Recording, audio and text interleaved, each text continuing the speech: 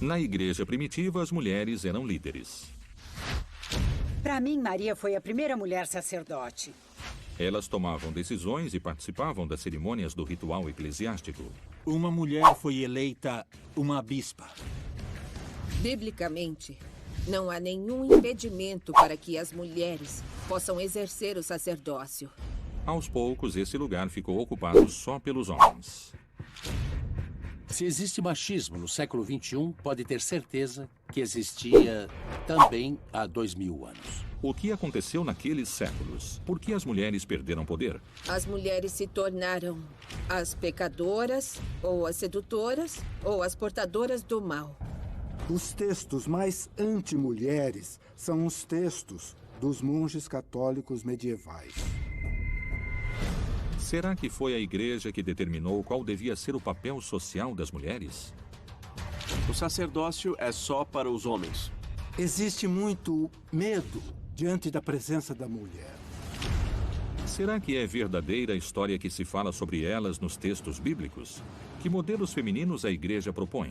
Maria e Eva são a mesma mulher, e elas são todas as mulheres. A Maria Madalena foi escolhida por Jesus para dirigir a comunidade. Ela era uma pessoa influente naquela época, a patrocinadora da causa de Jesus. Ela pode ter sido a líder da igreja no lugar de Pedro. Será que as mulheres vão poder recuperar seu lugar histórico, conseguir o sacerdócio e ser as representantes de Deus na Terra? Os textos sagrados estão sendo reinterpretados pelas mulheres. Io non credo che Francesco possa aprire la strada al sacerdozio femminile.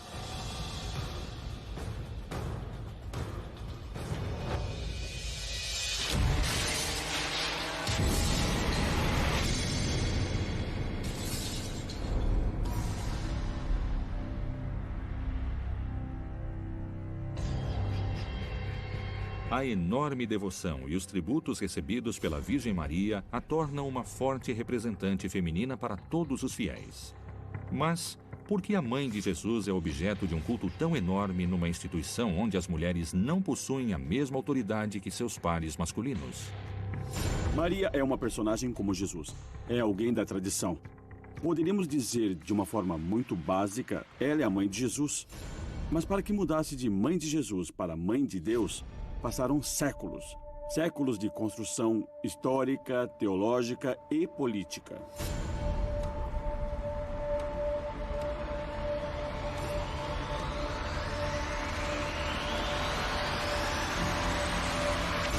Até o século IV, existiam igrejas e organizações cristãs que consideravam que Jesus era filho biológico de José e de Maria. Outras igrejas não.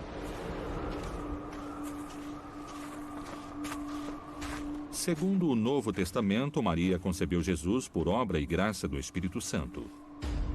Por que era tão importante que ela fosse virgem? São Tertuliano, bispo de Cartago, no ano 150, disse que o cristão deveria ser preservado desde que era menino ou de menina, para que nunca tivesse uma mácula, para que fosse imaculado ou imaculada. E o que é chamado de mácula? Atualmente, mácula se refere ao orgasmo, aquilo que os pagãos chamavam de clímax, que era a base da religião pagã.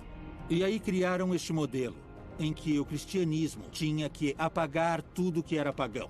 O orgasmo era uma coisa natural, e as coisas naturais e na natureza vive o diabo. E na natureza está o pecado original. Então era necessário tirá-lo da vida dos cristãos. Foi por esse motivo que eles inventaram que Jesus também nasceu de uma virgem sem mácula.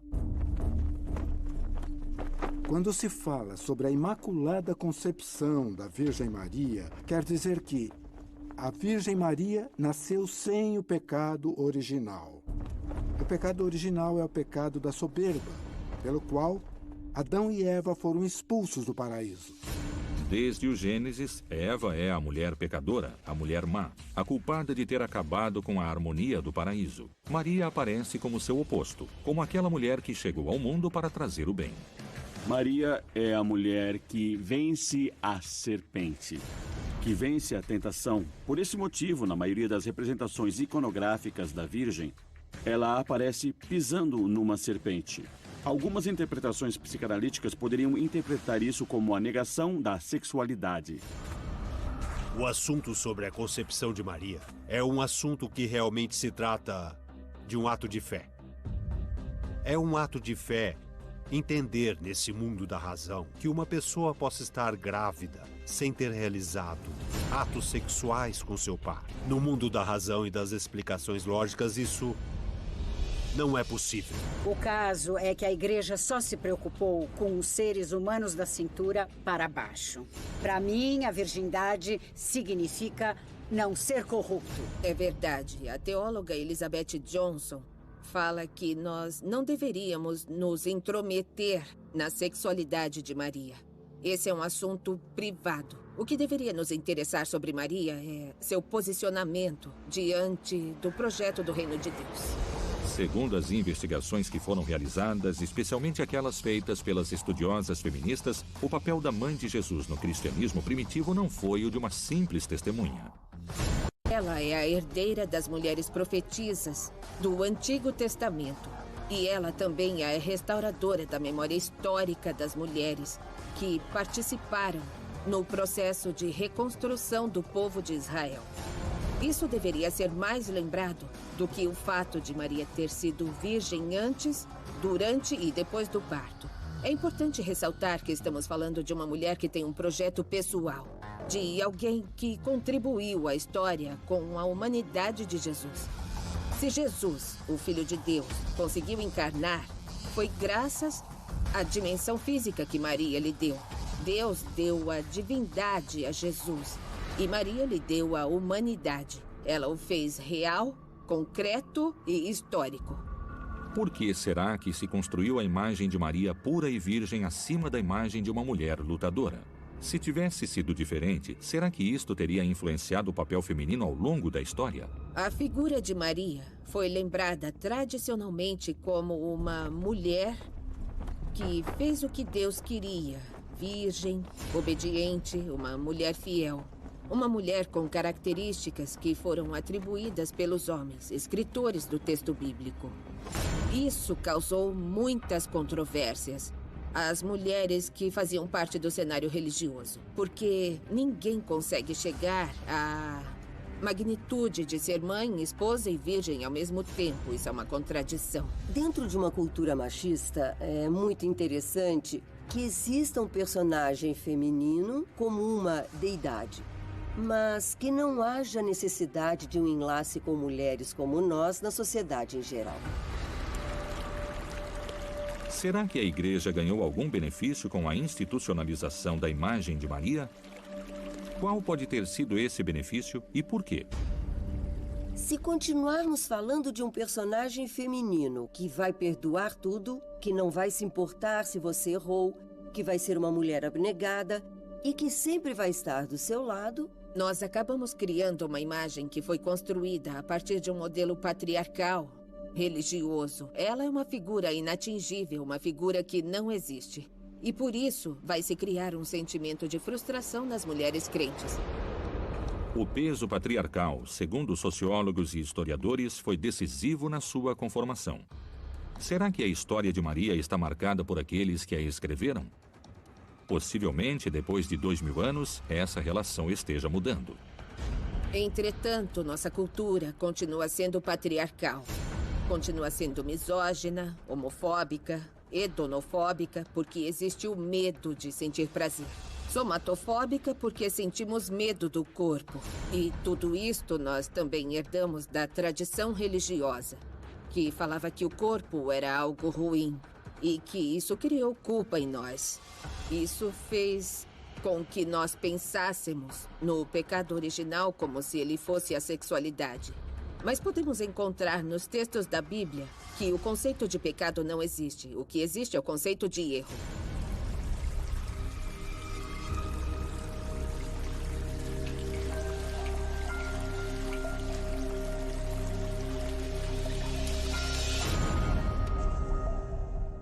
Existem diferentes posicionamentos diante do papel de Maria na história.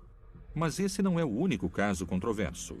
Qual é a verdade sobre a revelação dos restos arqueológicos encontrados no túmulo de Maria Madalena?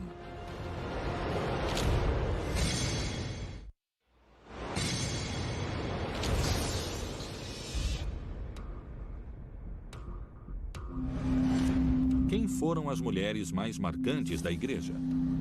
Qual foi seu papel no plano divino de Jesus? Os relatos de fé revelam sua verdadeira humanidade? Uma das características que podemos dizer que existe desde as origens do movimento de Jesus é exatamente a mensagem dirigida às pessoas que estão à margem. É uma mensagem dirigida ao povo, dirigida às prostitutas, dirigida às mulheres. Jesus não tem uma conotação de juízo referente à sexualidade. Vamos nos lembrar da mulher que foi levada a Jesus porque cometeu adultério. Jesus falou: quem nunca cometeu um pecado, que atire a primeira pedra. E ninguém jogou a pedra. E ele mandou a mulher embora de lá com um gesto muito lindo. Ele disse: mulher, ninguém te condenou, eu também não te condeno. Isto significa que para Jesus a sexualidade não tem nenhuma conotação de pecado. Nos textos bíblicos aparece a figura de Maria Madalena, uma mulher que ficou conhecida popularmente como uma prostituta endemoniada. Maria Madalena está descrita no Novo Testamento como uma mulher que foi curada por Jesus e que, junto a outras mulheres, se tornou uma adepta muito próxima de Jesus. E ela, com essas mulheres, seguiram Jesus durante todo o seu trajeto até Jerusalém. E elas foram testemunhas da crucificação e da sua sepultura. O nome dela era Miriam de Magdala. O nome Madalena é porque ela é originária daquele lugar. Mais do que os reconhecimentos posteriores, a figura da Maria de Magdala está associada à mulher cortesã que tenta, seduz e leva ao pecado. Magdala, como sabemos, é uma cidade pequena que fica na frente do lago de Tiberíades. E essa cidade ficou conhecida exatamente graças a esta mulher. Isso significa que Maria de Magdala tem poder de liderança nesta cidade. Porém, os restos arqueológicos encontrados na cidade de Magdala mostraram o lado desconhecido de uma mulher que pode ter sido muito importante na construção do projeto de Jesus. Graças aos novos descobrimentos arqueológicos em Magdala, foi possível reconstruir não só toda a vida de Madalena, mas também reconstruir esta cidade. Ela era uma mulher que tinha riquezas. Podemos pensar nela como na mulher mecenas de Jesus. A única mulher que ele reconhece, que ele chama pelo nome, que ele a encaminha, como faz com qualquer profeta, com qualquer discípulo, com qualquer apóstolo. Inclusive, no Evangelho de Maria Madalena, Maria ensina a Pedro. E isto cria um conflito de interesses. No século II e III, tinham comunidades cristãs que precediam de uma tradição grega e egípcia, onde as mulheres não eram excluídas do sacerdócio, como aconteceu no Império Romano, que era mais machista. Então, essas cristãs achavam que Maria Madalena tinha sido escolhida por Jesus para dirigir a comunidade. Os cristãos cópticos acreditavam que Maria Madalena tinha sido a primeira dos apóstolos, antes mesmo do que Pedro. Hipólito de Roma foi um padre da igreja que chamava ela de Apóstola dos Apóstolos. Da mesma forma em que Maria encarna o bem, Maria Madalena assume o lado escuro. Essa é a mulher que entregou seu corpo ao pecado.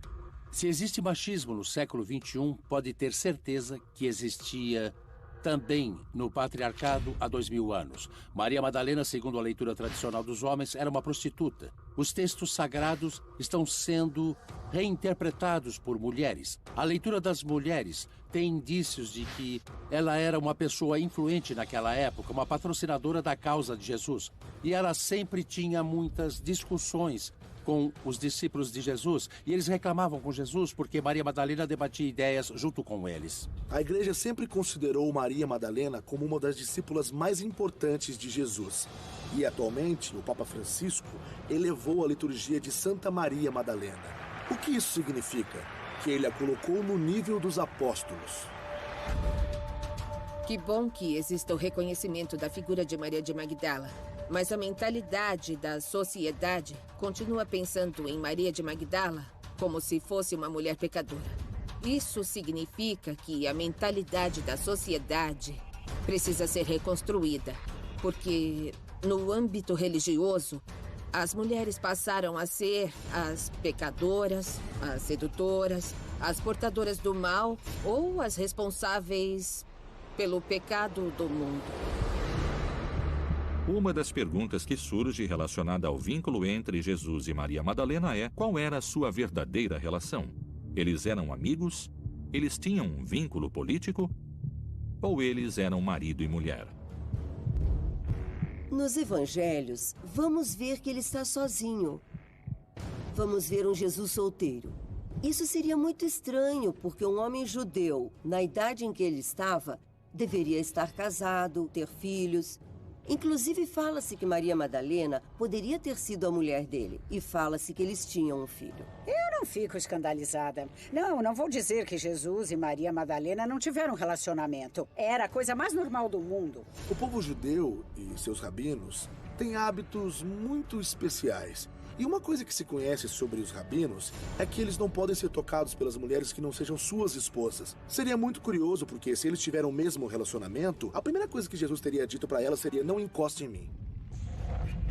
E por esse motivo, eu entendo que teria sido muito difícil que entre eles tivesse um relacionamento amoroso ou um relacionamento íntimo. Certo, se venissero fuori dei documenti in cui c'è un atto di matrimonio tra Gesù e Maria Maddalena, la Chiesa Cattolica potrebbe sentirsi minacciata nella sua tradizione, ma questo non c'è e quindi non ha nessun senso, dico. Isto é o oposto do que o Evangelho fala. O relacionamento de Maria Madalena com Jesus foi de discípula e de mãe. Se fala muito que pode ter existido algo mais íntimo entre eles. Mas a verdade é que os evangelhos não falam em nenhum tipo de intimidade. No momento da ressurreição de Jesus Cristo, ele aparece diante de Madalena. E Madalena, quando vê Jesus, diz Rabone, que significa mestre. Se ela tivesse mesmo um relacionamento mais íntimo com ele, ou se tivesse sido a mulher dele, o mais lógico seria que ela tivesse falado: meu esposo, amor, querido. Em que momento Madalena deixou de ser considerada uma figura fundamental entre os apóstolos de Jesus e começou a ser retratada como uma mulher que oferecia serviços sexuais? Gregório Magno, ou Gregório Grande, no ano 491, deu um sermão onde ele confunde Maria de Magdala com a pecadora, com a prostituta, com a adúltera. E a partir desse momento, Maria de Magdala fica conhecida na tradição católica como uma pecadora. Pensemos que se trata de uma confusão, pensemos que não existiam tantos estudos sobre o texto da Bíblia, mas também pode ter sido uma confusão de propósito. O que está escondido por trás desse possível erro histórico? Por que para a igreja não seria algo bom que Maria Madalena assumisse uma liderança inesperada na história religiosa?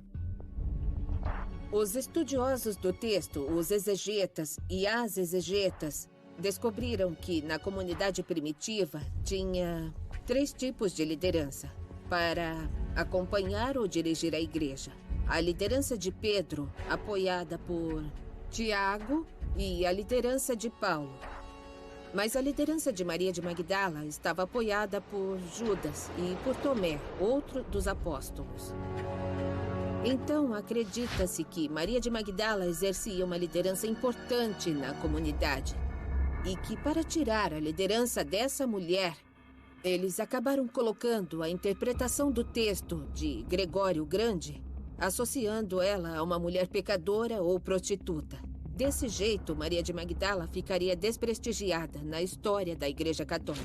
E, curiosamente, os artistas a retratam como uma mulher que está sempre chorando, com o torso nu, penitente, pagando pelos seus pecados. Estamos falando de uma distorção, porque é muito provável que Maria de Magdala pudesse ter sido a líder da igreja em lugar de Pedro. Qual é o papel político que a igreja deu às mulheres no decorrer da história? Por que elas perderam poder? Que temores provocava a presença delas no mundo dos homens?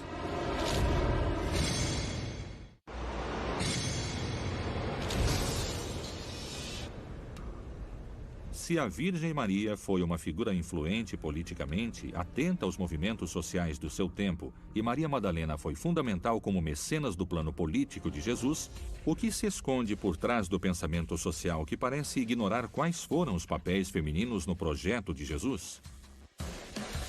Por que o cristianismo primitivo considerava valiosa a liderança feminina na construção da fé? O que provocava nos homens daquela época essa ascensão nos níveis do poder? Bom, no cristianismo primitivo, quer dizer, na igreja do século I, encontramos líderes reconhecidas, como profetisas, diaconisas, presbíteras, as anciãs, as viúvas, que era um ministério que se reconhecia na igreja primitiva. Inclusive, algumas mulheres exerceram o trabalho de episcopas.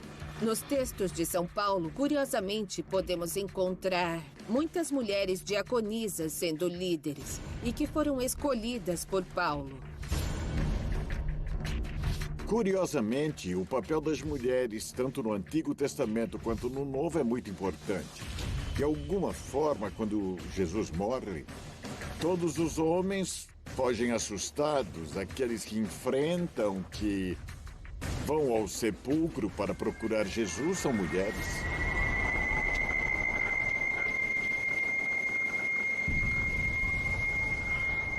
Em termos culturais, o judaísmo e seus derivados, entre eles o cristianismo, são bastante machistas.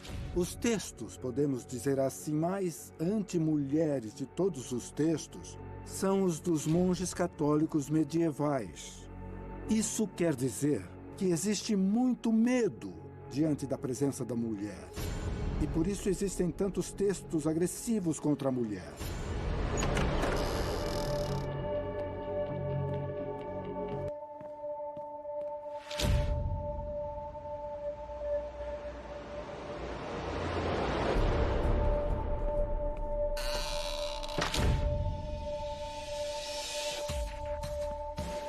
A igreja é uma instituição misógina porque, digamos, 60% dos participantes nas igrejas, não só da Igreja Católica, mas de todas as igrejas de um modo geral, são as mulheres.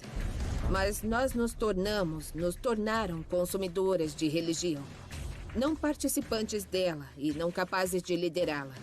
Se pensarmos na misoginia como a exclusão somente por questões de gênero, então, neste caso, podemos dizer que sim, que a igreja teve uma prática misógina. Dá para perceber que não existe dialética, então o homem não se opõe à mulher. O que acontece é que o significado do homem é a mulher e o significado da mulher é o homem. Mas, ao mesmo tempo, preciso afirmar, e para mim está muito claro como sacerdote, que não há sacerdote sem mulheres, porque, por exemplo, não teria existido Jesus sem a Virgem Maria. Ela é a rainha do céu e da terra. Pode-se dizer que na igreja a rainha é a mulher.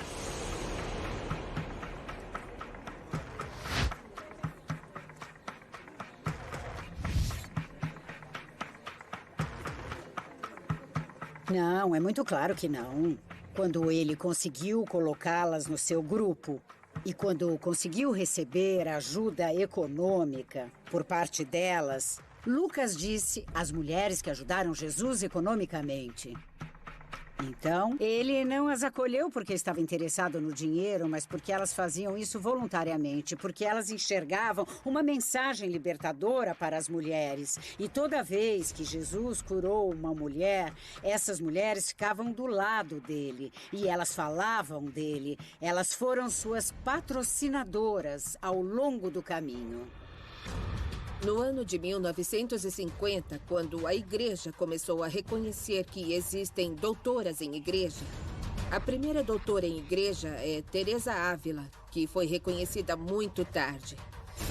Reconhecer que existem doutoras em igreja só depois do século XIX é algo tardio, porque estamos falando de uma falta de reconhecimento de liderança das mulheres na Igreja Católica.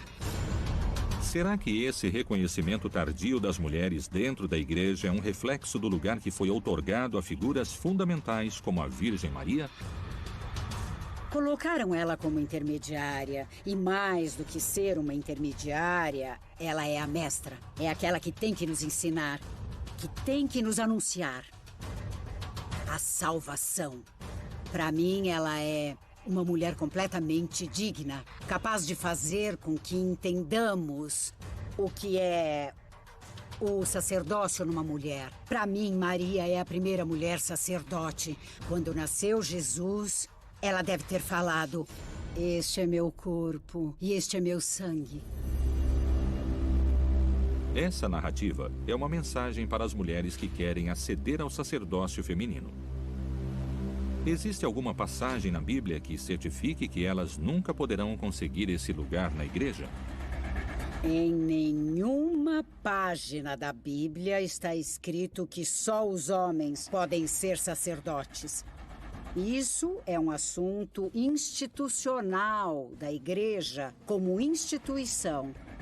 Foi um homem que inventou o cânone 1024, que em uma frase muito curta, sem dar mais detalhes, diz isto: só os homens batizados podem se ordenar. E é isso. Nós, mulheres, queremos saber. Então, por que fomos batizadas? Ou será que a água que usam para batizar os homens é diferente da água que usam para batizar as mulheres? O fato de Jesus ter sido homem e que ele só tem escolhido homens, no fundo, foi entendido pela igreja como algo definitivo, que o sacerdote tem que ser representado por um homem, porque ele estaria representando a Jesus. Isto não é um absurdo. Mas se Jesus tivesse querido ser mulher, as mulheres teriam que ser as representantes di Jesus. Che la conferenza episcopale preferisca sempre non parlare di sacerdozio femminile è molto semplice, legato al fatto che i vescovi che fanno parte di questa conferenza sono maschi, cresciuti in seminari maschili, sempre pensato che la donna tutto sommato è un pericolo, perché per quanto tempo si è creduto ancora che il peccato originale di Adamo ed Eva fosse stato il sesso. Certamente si spiega questo atteggiamento dei vescovi della conferenza episcopale, ma non si giustifica, cioè sarebbe ora di cambiarlo. Eu tenho muito medo de que um dia a igreja diga que nós, mulheres, estamos excomungadas como sacerdotisas. E isto significaria ficar reduzidas a um estado laico, como se o estado laico fosse o inferno. Não pode ser. Não pode ser. Será que os homens da igreja silenciaram a ação feminina amparados na tradição?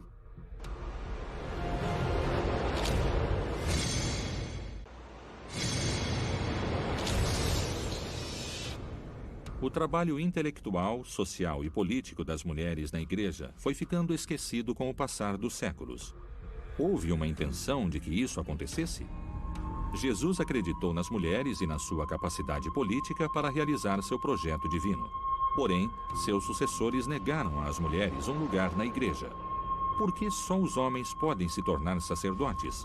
Os textos bíblicos admitem as decisões dos representantes de Deus na terra? Ou será que é a tradição que apoia essas ações? É um erro pensar que só os sacerdotes mandam na Igreja Católica. Tem muitas mulheres laicas, mães de família, tem muitas mulheres nas ordens religiosas, tem muitas freiras. Muitas freiras que são protagonistas da fé dos católicos e que são elas que fazem com que a Igreja continue firme em lugares onde os homens não seriam capazes de ir. Esse assunto é uma questão de tradição na igreja. É uma tradição patriarcal que nos exclui pelo motivo do nosso sexo. E isso acontece, eu diria, em grande parte, à tradição e à doutrina dos padres da igreja. Onde existe uma mentalidade greco-romana e onde existe a filosofia grega que fala que a mulher não é capaz de liderar a igreja. Para eles, o fato de Jesus não ter escolhido entre seus apóstolos a uma mulher não é tão relevante quanto é para os católicos. Para os católicos, o fato de Jesus ter escolhido somente apóstolos homens e que mesmo que ele tivesse discípulas, ele não tenha escolhido nenhuma para entrar no seu grupo de apóstolos, significa sem dúvida que o sacerdócio é só para os homens. A igreja se construiu sobre os pilares da tradição. O que se impõe como único caso? Será que sua reinterpretação enfraqueceria os eixos da fé? Na antiguidade, sabemos, através da segunda carta de João, que em algum momento uma mulher foi eleita como bispa de uma comunidade. Isso equivale ao sacerdócio ou ao bispado, quando ele se desenvolver. Isto é, tem uma tradição antiga que fala sobre mulheres com cargos, às vezes de poder, às vezes econômicos e às vezes até cargos no clero dentro da comunidade cristã. Não há nenhum elemento na tradição judaica cristã e nem nas origens do cristianismo que impeça que as mulheres se tornem sacerdotisas ou mesmo bispas, como fez o anglicanismo, claro. É preciso lembrar que o anglicanismo sofreu para conseguir isso. Sofreu quando, na Inglaterra, algumas mulheres foram ordenadas bispas, mas com o tempo a poeira baixou. O machismo foi diminuindo e atualmente podemos ter isto, por que não? Em outras religiões parecidas com a religião cristã, mulheres que predicam, que consagram, mulheres que podem ser sacerdotisas ou bispas e que não estariam contradizendo de forma alguma a tradição. Que consequências poderia ter isto? O evangelho ficaria enriquecido graças aos novos pontos de vista, com novas perguntas, com novos sentimentos. Eu acho que nem mesmo a ortodoxia e nem a essência do cristianismo correriam perigo. Poderia ser enriquecido com outros olhos, os olhos da mulher contemporânea. A forma de transmitir essa mensagem é, em primeiro lugar, indo à fonte, lendo a Bíblia. Porque existem diferentes interpretações daquilo que a Bíblia fala. Qual é o posicionamento da Cúria sobre o sacerdócio feminino? O Papa Francisco tem um posicionamento claro sobre isto? Será que no futuro a mulher poderia se tornar santa pontífice? Certamente la Chiesa cattolica, ma anche altre chiese cristiane, tutte le chiese cristiane fino all'Ottocento, per esempio, anche nel mondo protestante, hanno avuto una forte impronta patriarcale, che è presente anche nell'ebraismo da cui è nato il cristianesimo. Devo dire che questo è un argomento assolutamente poco valido dal punto di vista dogmatico. Pietro era pescatore, era sposato, ed è stato il primo papa, e invece oggi il papa non è un pescatore, non è sposato, allora perché non avrebbe diritto di essere papa? Sulla tradizione, perché appunto la tradizione è quella roba che si riceve, si trasforma, si applica, ma anche si modifica in qualche modo. Credo che possano cambiare, anzi dovrebbero cambiare. Na procura do papel imaginado, as mulheres católicas tentam novas atuações na área eclesiástica. Eu já dirigi uma cerimônia com amigos sacerdotes. Alguns sabem que eu sou presbítera, outros não. Continuo recebendo a comunhão. Nós, as primeiras mulheres, fomos ordenadas por um bispo que estava exercendo seu cargo em Roma. E nós não podemos falar o nome dele, nem de que país ele é, para que ele não tenha problemas em Roma, porque ele ainda é vivo. Nós não nos afastamos da igreja. O que nós queremos? A sucessão apostólica do serviço. O que provoca nas mulheres da igreja a chegada de Francisco? Qual é a interpretação que elas fazem dos gestos do novo pontífice?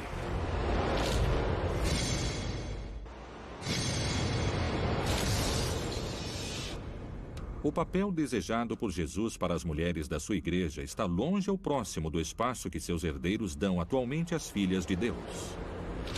Como são enxergados os gestos de Francisco? Será que essa é uma possibilidade de recuperar os espaços perdidos? Ou será que é uma maneira de ratificar que as mulheres nunca mais vão ter acesso a um espaço de poder? A chegada do Papa Francisco e seus gestos políticos criam novas perguntas sobre o futuro da igreja. Qual é o plano que o sucessor de Pedro tem para as mulheres? In referenza alle ordenazioni delle donne, la Chiesa ha parlato e dice no. Lo ha detto Giovanni Paolo II, ma con una formulazione definitiva. Francisco, o bispo de Roma, teve um discurso muito ambivalente, em minha opinião. Porque, de um lado, ele promove ou, de repente, diz que talvez exista a possibilidade de ter diaconisas, de ordenar diaconisas dentro da Igreja Católica. Mas depois de alguns dias, ele cria uma comissão. E depois, ele diz que não. Será que Francisco está tentando equilibrar, por meio das suas expressões, o desejo das mulheres e a mensagem da Igreja de permanecer fiel à tradição? Francisco não é um revolucionário. Francisco é um reformador. Ele começa com uma mudança de atitude. Outro aspecto muito importante é que Francisco propõe uma maior sensibilidade para poder entender o homem e a mulher contemporâneos. O que significa essa nova sensibilidade? Significa que a Igreja pode perder essa atitude de condenar diante do assunto do papel da mulher, que muitas vezes se sente ameaçada nesse universo masculino. Isso trouxe consequências. Os setores que levaram a Igreja a uma crise profunda confrontaram Francisco. Essa é uma luta entre os setores que querem continuar com a Igreja, como se fosse um ator contracultural diante da modernidade, diante das mudanças do homem e da mulher contemporâneos. É pouco provável que as diaconisas voltem à Igreja Católica, porque o papel que as freiras, as religiosas e as madres superiores de um convento têm é mais importante que o papel que as diaconisas tinham, e é muito mais interessante para elas. Para o Papa Francisco, desde o início do seu pontificado, era muito importante ressaltar que o papel da mulher era central dentro da Igreja Católica. A Virgem Maria é uma peça central dentro da religião cristã, dentro da religião católica. E ela era uma mulher. Era uma mulher. Ele ressalta que a igreja é um nome feminino e é a e não é o igreja. Então, até esse ponto chega a necessidade de ressaltar que a mulher tem um papel de protagonista, um papel fundamental dentro da igreja. Os gestos da sua santidade são claros? O seu posicionamento diante do sacerdócio feminino é definitivo? Ou será que ele está esperando o momento certo para reformular seu posicionamento? O que será que iria acontecer se uma mulher ocupasse o lugar da sua santidade no futuro? Io non credo che Francesco possa aprire la strada al sacerdozio femminile, perché l'ho anche ribadito recentemente. C'è un documento di Giovanni Paolo II che dice no. Ele se referiu ao que João Paulo II disse sobre a porta estar fechada. Escuta aqui, que porta? Não há porta nenhuma. Ninguém tem essa chave. O que é isso? Mas ele é um homem muito inteligente porque ele se protegeu no outro. Para mim, Francisco é admirável. Apesar de que ele tenha dito que não, porque isso foi o que o outro disse. Eu não me preocupo nada com isso, porque eu vivo o meu batismo. Mesmo que eu esteja excomungada, eu sinto que meu batismo não foi roubado de mim. Ninguém pode roubar ele ou tirar ele de mim. Francesco è il primo papa che ha detto ufficialmente che le donne nella Chiesa devono andare in posti dove decidono ed esercitano autorità. Não necessariamente sendo sacerdotes ou sacerdotisas, não só assim, mas também em outros papéis fundamentais também dentro daquilo que a sociedade é, dentro daquilo que a família representa. Quando estávamos no avião e perguntamos ao Papa sobre o papel da mulher na igreja, ele disse que está analisando como dar mais presença à mulher. Ele não gosta que se deseje reduzir as mulheres ao sacerdócio, que se fale que para que as mulheres possam mandar na igreja, precisam ser sacerdotes. O sacerdócio é o lugar que as mulheres querem? Nesse ponto, as mulheres de fé e o posicionamento do Papa concordam? Eu acho que não precisamos de hierarquias. Nós precisamos ter o reconhecimento dos cargos de liderança em igualdade, mas não em hierarquias. Portanto, eu não ficaria feliz se as mulheres pudessem se ordenar no esquema patriarcal e hierárquico que já existe. Porque isso seria reproduzir o mesmo sistema. Nós queremos mostrar o ritual feminino, a imagem de Deus feminina, sua ternura, seu amor, seu carinho, essa proteção entre todas as pessoas, a comunidade. Nós precisamos transformar as formas de exercer o sacerdócio, o diaconato, o episcopado, de uma forma mais holística, de uma forma de serviço, como era o estilo de Jesus de Nazaré. Para que, desse jeito, possamos transformar a hierarquia e o patriarcado. Porque se não fosse assim, nós teríamos um acesso ingênuo à liderança da igreja. E assim, no ponto em que estamos, nós mulheres não podemos permitir isso. A mulher pode mandar na igreja sem precisar viver o celibato, sem precisar estudar 6 anos de teologia, ou se ordenar sacerdote, ou morar sozinha numa casa no meio da montanha. O papel das mulheres não é de entrar no clero. Este não é o papel das mulheres. O papel delas é de pedir que elas vivam como mulheres, que elas decidam como mulheres em todas as áreas da realidade, a 360 graus. Eu acho que Francisco não foi muito claro. Agora, em outros assuntos, ele foi mais contundente. O que me surpreende é que entrem na agenda do Papa e na agenda da Igreja Católica a diversidade sexual e também entre a ecologia. Mas não entra nessa agenda o assunto da mulher na igreja. La donna nella Chiesa è più importante che i vescovi, che i preti. Come è questo che dobbiamo cercare di esplicitare meglio questa, perché credo che manca un'esplicitazione teologica su questo. Será que o acesso das mulheres ao poder da igreja representaria uma ameaça para alguns setores? Tem muitas perguntas que ainda não têm resposta.